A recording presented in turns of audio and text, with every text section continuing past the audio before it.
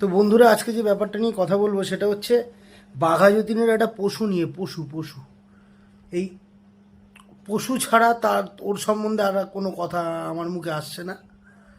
বা অন্য কেউ বললে বলতে পারে, আমার তাতে কিছু যায় আসে না, কিন্তু আমি বলতে পারছি না। এর আগেও অনেক ঘটনা লক্ষ্য করেছি।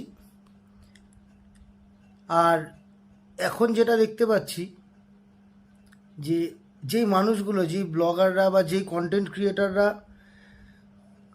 ওর দোকানে গিয়ে ওকে ভাইরাল করেছে,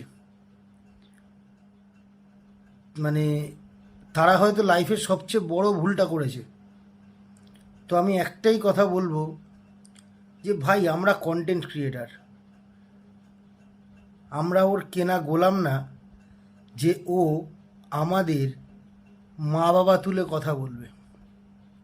আমি পরশু দিনই একটা ভিডিও দেখছিলাম, পরশু দিন না, আজকে সকালে একটা ভিডিও দেখছিলাম, আজকে সকালে।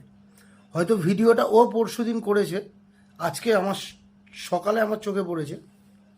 আমি একটাই কথা বলবো, সেখানে দেখলাম ও বলছে যে এরা সব ড্যাশ কন্টেন্ট ক্রিয়েটার।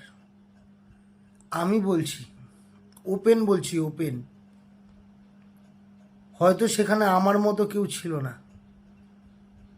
ওই বাঘা যতীনের পশুটাকে বলছি, যদি ক্ষমতা থাকে আমাকে আমাকে আমার নাম রণজয় দাস, আমাকে একবার বলে দেখিস,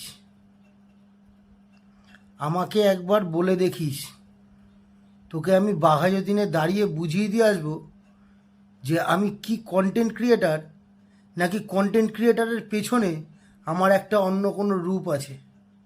তোকে বলছি, তোকে। আর আমি যদি সেদিন সেই রূপ নিয়ে নিই, তোর পরোটা কোথায় থাকবে আর তুই কোথায় থাকবি সেটা ভেবে নিস। আর বেশি কিছু বলবো না, পারলে মুখটা সামলা, আর না হলে আমাদের কিন্তু এরপরে সামলাতে পারবি না। বারবার বলছি, শুধরে যা।